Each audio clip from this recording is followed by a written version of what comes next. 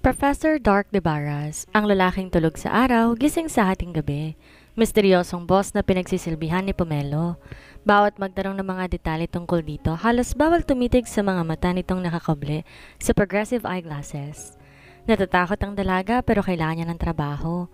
Uli lang lubos siya at tayong lola niyang natitirang pamilya na kanyang kasama. Isang gabi masama ang kanyang pakiramdam, kasabay ng bagyong tumama sa lugar nila. Nagkamali siya ng pinainom na gamot sa professor. Ang naging kabayaran ng pagkakamaling yon ay ang mainit na tagpo sa kama kung saan kinabukasan hindi na nito naaalala. Handa na rin sana siyang kalimutan yon kung hindi nagbunga ang nangyari sa kanila. Pero dapat pa ba niyang sabihin ang gabi ng bagyo kung may babaeng lumitaw at nagpakilalang asawa nito? Narito po ang ating unang kabanata. Sabi ng lola niya lahat ng katas at tagta may kani-kaniyang kulay, lapot at lasa. Ito ay alinsunod sa kalikasan, kung anong uri ng sanga ang kinakapitan, kung anong hugis ng dahon, kung gaano katibay ang ubod, nakakaapekto yon. Meron nakakapaso gaya nitong dagta ng mangga. Mahiwaga talaga ang kalikasan. Hinulog ni Pomelo sa sako ang mangga na may konting bulok kaya nalaglag. Muntik nang tamaano ng ulo niya kanina. Tumingala siya sa araw na kahit 3:00 na masakit pa rin sa balat at pinaypay sa harap ng mukha ang palad.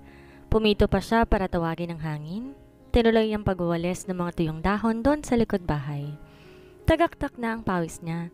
Humabol kasi siya ng panglilinis dahil inag-anunsyo kanina ang barangay na lumobo na naman ang dengue patient sa district hospital. Nagpapaalalang City Health na laging maglinis ng kapaligiran, suriing maigi ang mga sulok-sulok na po pwedeng pamahain ng lamok. Pomelo, tama na yan. Pumunta ka pa sa trabaho, baka mapagod ka ng husto. Tinawag siya ni Lola Rowena mula sa kusina. Saglit lang po to, Lola. Ganti niyang sigaw. Pinokpok pa sa palad ang dulo ng handle ng walis tingting. Lumuwag na kasi ang tali. Pasok ka na rito, ako nang tatapos niyan. Patapos na po ako. Bumugas siya ng hangin at pumitong muli. Saan ba nagpunta ang hangin? Pati mga dahon static lang. Gamit ang dustpan na plastic, inipon niya sa sako ang mga tuyong dahon, dinala sa compost pit. Pagkatapos, tiligpit ng walis at dustpan sa maliit na bodega na kanugnog lang ng kusina. Di kalakihan ang bahay nila, semi-concrete, sementadong unang palapag, sawali ang second floor. Silang dalawa lang nakatira dito mula nang mamatay ang mga magulang niya. Pumasok siya ng bahay at nadatnan niyang naghahay na sa kwadradong hapag si Lola Rowena. Early dinner para sa kanya. Wala ba kayong pasok ngayon sa eskwela? Tanong nitong nilipat sa china bowl ang sabaw na may kalabasa, alugbati, talong, malunggay at piniritong isda. Meron po, half day lang. Martes at Huwebes po, half day lang klase namin. Kasi simula pa lang ng semester, 3 linggong nakakalipas. Kanina nang umalis siya, walang lola niya. Aktibo to sa Cofradia de la Immaculada Concepcion sa kanilang parokya. May allowance ka pa ba? Mamamalengke kasi ako, baka kulangin ang allowance mo. Ang tortang hipon ang nilagay nito sa pinggan. Kasunod, ampalaya salad. Napangiwi siya sa ampalaya. Di pa man din niya kinain, pero nalalasahan niya ng pait dahil sa amoy. Meron pa, Lola. Nagugas siya ng kamay sa lababo at nagpunas sa hand towel na nakasabit sa handle ng ref. Senior citizen na si Lola Rowena. May pensyon mula sa asawa nitong dating guro, pero sapat lang para sa mga pangangailangan nila. Kaya nag-part-time job siya para may pangtustos sa kanyang pag-aaral. Education ang kurso niya at 2 taon na lang magtatapos na siya. Saluhan niyo na po ako para ganahan akong kumain. Yaya niya kay Lola Rowena. Mamaya na ako. Sige ha, damihan mo para may lakas kang itatagal dyan sa trabaho mo. Bubungis-ngis siya at nilantakan ng pagkain. Madalas sabihin ng lola niya daig pa raw niya ang magtatrabaho sa call center na may graveyard duty. Tama naman to, panggabi kasi ang trabaho niya. Sa mansyon ng mga Debara siya kasalukuyang namamasukan bilang personal assistant at secretary ng nag-iisang tagapagmana ng pinakamayamang angkan sa kanilang probinsya, si Professor Dark Debaras, doktor at kasalukuyang campus director ng Stanford PH College of Medicine. Mag-iisang buwan pa mula nang mamasukan siya sa bahay nito. Inalok siya ni Nanay Mameng, ang yaya nito. Hindi sila close pero minsan tinulungan niyang matandang babae na muntik tong biktimahin ng rob and run sa palengke. Mula noon naging mabuti silang magkaibigan at itong nakarang buwan nga inalok nito sa kanyang trabaho na malaman naghahanap siya ng part-time job. Yun nga lang may rules silang kailangan sundin. Lola, salis na po kayo, paalam niya kay Lola Rowena na nasa sala sila. Tinatapos ang ganchilyo ng sapin ng misita. Nag-angat to ng mukha. Ang suot na salamin sa mata na may makapal na lena ay nahulog na mula sa matangos itong ilong pero maliit. Swak lang sa bilugan nitong mukha at singkit na mga mata. Mag-iingat ka. Ingat din po kayo dito, baka mamaya dumalaw si Lolo. Biro niyang humagikik. Tumahimik ka nga, ikaw ang papamulto ko't pakukutusan kita. Aminin niyo na po, takot kayo sa multo, sabi ni Lolo. Sinagot niya siya dahil multo eh. Natatawa siya habang tinutunton ang pintuan palabas. Dumaan sa kapitbahay nilang si Aling Josie. Biyuda at may nag-iisang anak na lalaking kasing edad niya, si Andrew. Ang mag-ina ang madalas niyang pakiusapan na tingnan ng lola niya habang wala siya. Aling Josie, tao po. Sumilip sa bintana sa may sala ang biyuda. O Mio, pupunta ka ba sa trabaho? Huwag kang mag-alala, kami na ni Andrew ang bahala kay Lola Rowena. Nasa school pa si Andrew, pag dumating yun, pupuntahin ko si Lola Rian sa bahay ninyo. Salamat po, Aling Josie. May gift kayo sa akin pag sumahod na ako. Huwag kang ganyan, magkapit bahay tayo. Sino ba bang magtutulungan kundi tayo rin? Thank you po ulit, aalis na po ako. Kumakaway siya at binigtas na ang bakuran paalis. Nag-check siya ng oras sa kanyang phone habang nag-aabang ng tricycle patungo sa bayan. Walking distance lang mula sa bahay nila, ang waiting shed na nasa eksena ng private road na nakakonekta sa main road. Unti-unti nang bumaba ang araw at nag-iiwan ng kahel na guhit sa kalangitan. Ang makulay na kislap nagre-reflect sa mga dahon ng mahogany na nakahilera sa gilid ng kalsada. Agad niyang pinara ang parating na tricycle. Bumagal yon at huminto sa tapat niya. May isang sakay, ang treasurer ng barangay nila na nagpapalending, si Aling Delia. Binati niya to ng ngiti. Tahimik ang biyahe at sa tuwina, na-enjoy niya ang kapaligiran, ang palayan at maisan, ang gulayan. Buhay na buhay ang agrikultura sa bahaging to ng lungsod ng Tanyoon. Hiling niya na sana manatili. Nitong nakaraang taon kasi usap-usapan, sisimulan ang expansion ng housing projects ng ilang real estate companies dito sa lugar nila. 5 o'clock sharp, narating niya na ang Debaras. Hinatid siya ng sinakyan ng taxi patungo sa dambuhalang mansyon na nasa kabisera ng village. Kung doon sa Tanyoon, palayan at maisan ang makikita, dito naman ay saganang pine trees at taniman ng iba't ibang native flowers. Pababa pa lang siya sa taxi, tanaw niyang binuksan na ng security guard na si Rodel ang sub-entrance ng gate. Maaga ka ngayon ah. Puno nito na nilakihan pang awang ng gate at tinabi ang sarili. 5 minutes lang? Nakangiti niyang tugon. Humugot siya na malalim na hininga pagkapasok niya ng kambal na main door. Tinanaw ang matarik na hagdanang balot ng abuhing carpet. May ibang mga katulong doon pero abala sa gawaing bahay kaya tahimik ang mansyon. Nagmistulang kuweba na nag-evolve at tadtad ng mga kagamitan na nag-uumayaw ang halagang hindi biro. Bakit nakatayo ka lang dyan, Pomelo? Tumuloy ka na ron sa itaas. Si Nanay Mameng na nakangiti sa kanya. May bitbit tong babasaging flower vase na may laman na sariwang rosas. Sige po, tango niya. Ipapakit ko na rin sa kwartong hapunan ninyo. Tapos na po akong kumain. Si Dark hindi pa at sasamahan mo siya. May cake po ba kayo? Natawa ang mayordoma. May ice cream pa at maraming chocolates. Nakabongis niya siyang umakyat ng hagdanan. Nasa ika-4 na palapag ang kwarto ng boss niya. Nag-iisa lang to sa floor na yon dahil mga katubing kwarto for personal use nito. Konektado ang mga pintuan. Naroon ang opisina nito, laboratory, library at study room, fitness room. May kwarto pa nga raw ito roon kung saan ito ginagalaw ang mga babae nito. Tinatawag niyang room for sex. So far wala pa naman siyang nakitang babae dito na dinala ng professor sa silid na iyon. Ang ibang silid hindi pa niya napapasok. Ito na naman ang di magkamayaw na tibok ng puso niya na para bang papasok siya sa lungga ng isang mabangis na leon. Sa likod ng pintong to na may gold-plated door jamba, naghihintay ang boss niyang saksakan na sungit at huminga siya na malalim. Oo na, inaamin niya na, saksakan din ng gwapo. Inayos niyang sarili, sinipat ang suot niyang green blouse at itim na tight jeans. Bumuga siya ng hangin at tinapat ang keycard sa gitna ng 2 gintong sungay ng doorknob. Umalma ang lock. Hinawakan niyang isa at pinihit. Humaplos sa mukha niyang sobrang lamig na naka-full blast na aircon at ang pamilyar na amoy ng air purifier.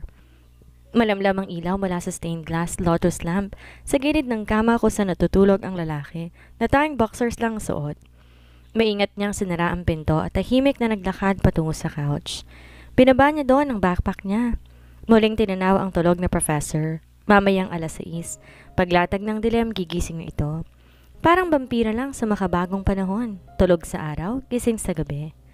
Nagtungo siya sa opisina nito at nilinis ang desk nito.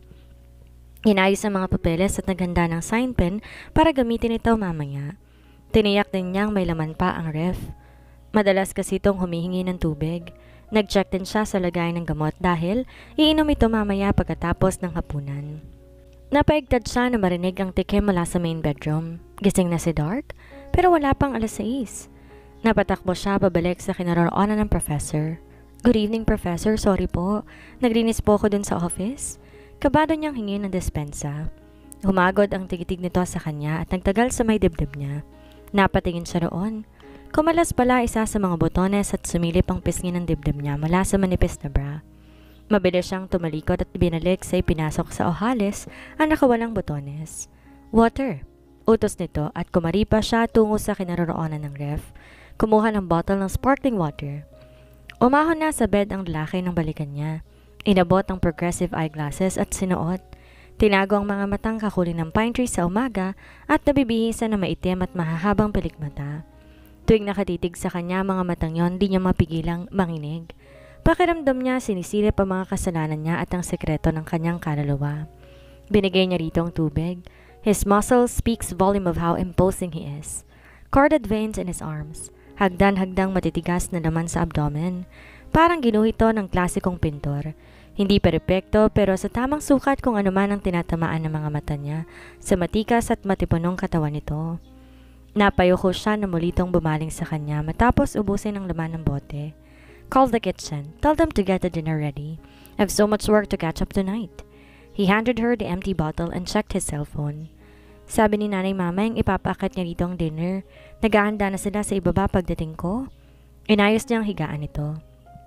Also, prepare the conference room. We will accommodate some guests later at 8. May meeting po ba? He nodded and raked his fingers on his slick back haircut. Hinagis sa bed ang cellphone at binuksan ang drawer ng side table. May kinuha tong gamot doon. Di po ba mamaya pa kayo inom ng gamot? Paalala niya. This is vitamins, he growled. Wait for me at the gym. He instructed and went through the bathroom. Yes, Professor. This will be another long night for them. Ano pa ba ang kulang? Sinuyod ni Pomelo ng alisong tingin ang buong conference room, nakalugnog lang ng main office. Kumikipot ang mga mata niya dahil sa asul na ilaw na bumabaha mula sa panel light sa kisame. Tuloy parang nababalot na manipis na hamog ang buong kwarto. Nakapatay kasi ang vintage chandelier dahil allergic sa liwanag ang boss niya. Muli, pumasada ang tingin niya sa dark brown na U-shaped conference table. Pinakintab niyang maigi yon na pwede namang manalamin doon. Nakapagpalagay din siya ng bottle sparkling water at coffee mug na nakaupo sa katernong platito. Binalingan niya ang nakatanim ng mga microphone sa bawat vantage point ng mesa. Tapos niya nang itest ang mga yon kanina. Running na rin ang laptop. Okay na siguro, good to go na. Pero nag-final check pa rin siya at isa-isang nilapitan ng blinds. Tiniyak nakalock ang mga yon mula sa frame ng bintana. 30 minutes bago mag-8 nang sulyapan niya ang oras sa dingding. Binalagan niya si Prof. Dark na abala sa mga papeles sa ibabaw ng desk nito. Sumabak agad to sa trabaho pagkatapos ng hapunan. Napainom niya na to ng gamot. May isang dosage pa mamayang umaga bago tumatulog. Kapag ganitong gising ang professor para siyang sinisilihan sa puwet, hindi siya mapakali. Bawal kasi magkamali ng kilos dito. Kailangan niya ng bonggang presence of mind at energy booster. Yung mukha naman tong boss niya ay sobra-sobra ng pampasigla. Instead of staring at my face, you better start brewing the coffee. The guests are coming. Masungit itong utos nang di siya tinitingnan. Yes, Professor. Kaagad siyang tumalima. Do you find me attractive, Pomelo? Halos matisod siya. Kabadong lumingon at napalunok. Tama bang itanong pa yun sa kanya gayong alam naman itong gwapo talaga to? Pinagbawalan niya na ang sariling titigan to pero lalo siyang nanggigigil. Masarap talagang gawin ng bawal. Professor? Maang-maangan niyang tanong. Binitawan itong hawak na sign pen at tumayo. Lumabas sa likod ng desk. Di siya makagalaw habang papalapit ito. Pinako siya na masidhing pwersa na sinasabog nito. I'm asking if you find me attractive? Nagtagis pa yata ang mga bagang, facing against the dim light of mushroom bulbs. The lenses of his eyeglasses became clear. His arresting dark eyes, green with streak of gold outlining his irises, shoot fires of lust. This man is just so extreme and intense. bleeding sexy and sinfully gorgeous. Your scent alone is tempting pleasure for me. Bumaba ang mukha nito at pinagtapat ang mga labi nila. Pumikit sa pag-aakalang hahalikan nito pero tinukso lang nito sa dulo ng dila ang tikom niyang bibig. But a girl with a weak heart like you cannot handle my lost drive. I'm out of your league. Do you understand? Was that an outright rejection from him? Klaro na hindi siya pumasa sa standards nito. Alam naman niya yon. Di na nito kailangan isampal iyon sa mukha niya. Stay guarded and let this be your final warning. Babala nito. Di ko naman po intensyon na subukan kung gaano kasahol ang libog niya, Professor. Nilayo niyang mukha tumingin sa ibang direksyon. Kaya siguro wala tong girlfriend. Baka nakamamatay ang sex drive nito. Wala po akong balak tikman. Lahat ng masarap tikman sa inyo. Way better. Isang magaang halik ang dumapo sa nanunulis niyang labi. Di niya napaghandaan yon at namilog ang mga mata. Go get yourself dry in my room. Your panty's getting wet. I can smell your liquid leaking out. He whispered.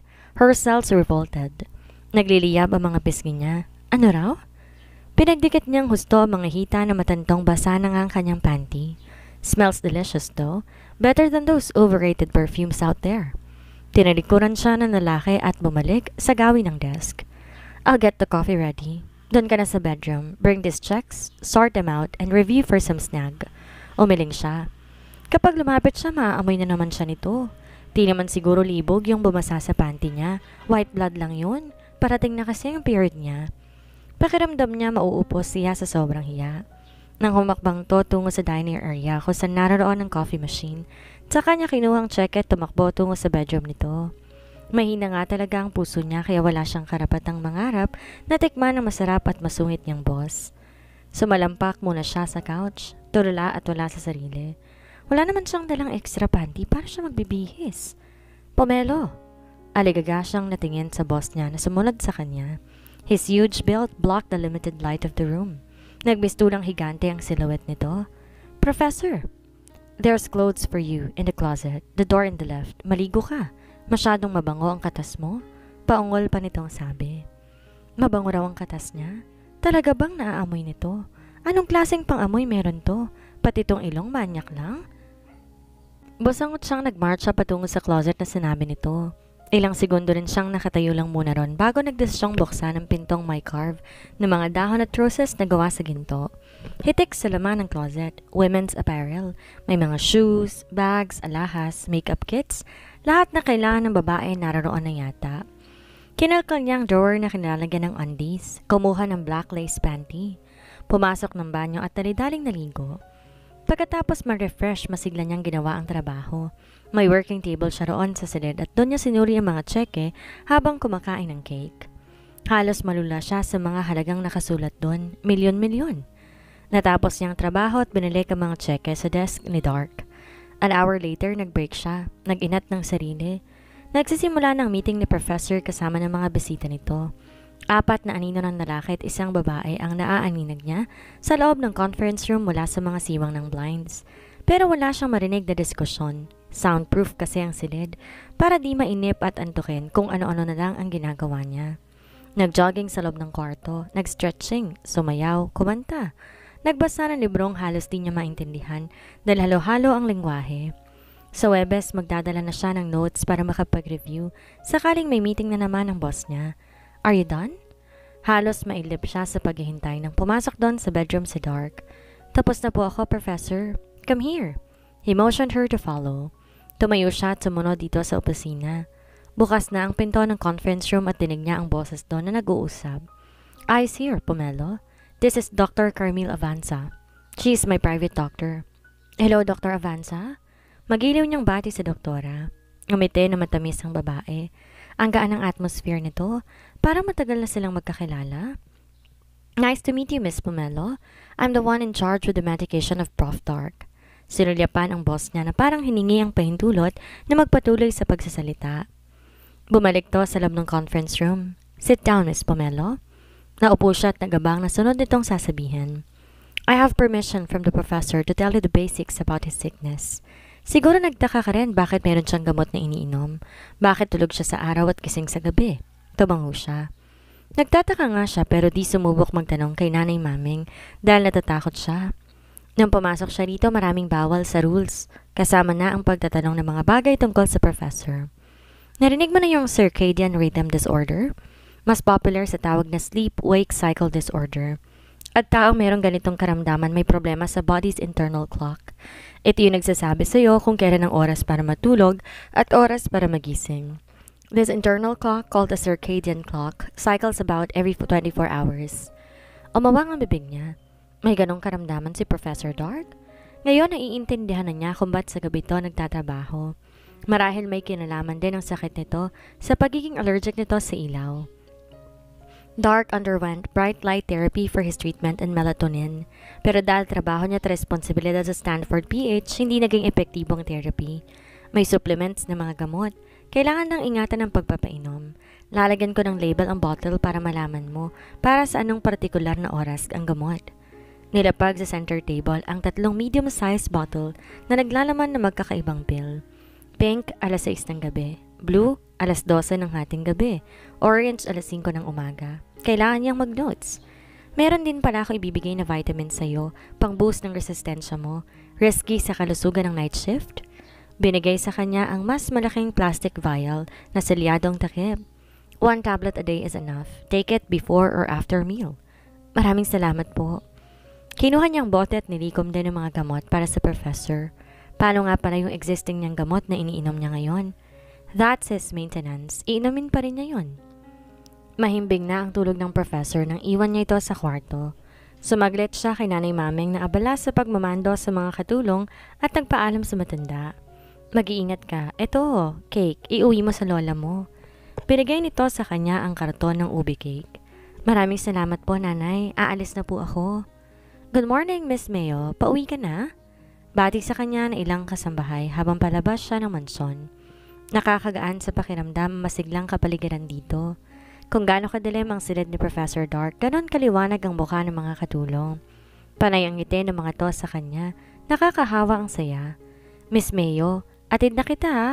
Alok sa kanya ng driver na si Arvin habang nag-aabang siya ng taxi sa labasan ng private driveway. Salamat, may pupuntahan ka ba sa bayan?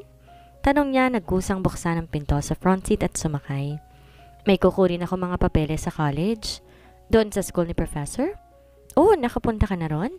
Di pa, pang mayaman ng school na yun eh. Poor lang ako. Biro niya sabay hikab at pinagpahinga ang ulo sa headdress ng kanyang likod. 4 na oras ang pwede niyang itulog ngayon dahil may klase pa siya mamayang 1:00 ng hapon. Hindi ka ba nakatulog kahit konti dun sa kwarto ni Professor? Tanong na naman ni Arvin. Bawal naman matulog eh. Humikab na naman siya. Pinagtatawanan siya ng driver. Sa bagay kaya walang tumatagal na sekretary sa kanya dahil panay tulog ng iba. Bilib nga ako sa'yo na kaya mong night shift na yan. Kailangan ko kasi ng trabahong to. Pwede ba akong umidlip? May ilang minuto pa bago nila marating ang Tanyoon. Oo naman, gigising kita pag nasa Tanyoon na tayo. Salamat, Arvin. Mabilis siyang tinangay tungo sa paglimot. Sleepy, my love? Malalim na boses na dumagundong sa pandinig niya. Kasunod ng damping halik sa kanyang labi. Napadilat siya at lumayas ang antok sa kanyang sistema. Ano ba yun? May sinasabi ka ba, Arvin? Ha? Wala, bakit? Nagtatakang tumingin sa kanyang lalaki. Nalukot ang mukha. Kaninong boses yun? At ang halik, dama pa rin niya. Nakapanyang labi. Naroon pa rin ang init. Kinikilabutang nilingon niya ang backseat. Baka imagination lang o dala ng sobrang antok. Hinamig niyang sarili at inaliw ang mga mata sa tanawin. Kinagat ang ibabang labi. Nalalasahan doon ang bakas ng halik. Parang totoo talaga. Natutupok siya sa sobrang init. Ang uri ng init na masarap sa pakiramdam. Hindi nakakapaso, hindi masakit sa balat. Init na hinihigop ang katinoan niya paakit sa mga ulap, sa kawalan. Sa sukno lang di niya mabigyan ng pangalan. Lumiyad si Pomelo. Ano nangyayari? Ang alam niya tulog siya. Nasa panaginip pa siya. Pero ramdam ang magaspang na palad na sumusuyo sa kanyang balat. Ang malakas na bisig na nagkulong sa umaarko niyang katawan. Ang nag-aapoy na halik sa kanyang labi, leeg, dibdib, pababa sa kanyang tiyan. Gusto niyang buksan ang mga mata. Gumising pero ayaw rin niya. Kapag nagigising siya, maglalaho na rin ng masarap na alimpuyong bumabalot sa kanya. Ang sarap! Singap niya na madama ang naglalarong daliri sa sentro ng kanyang kahinaan.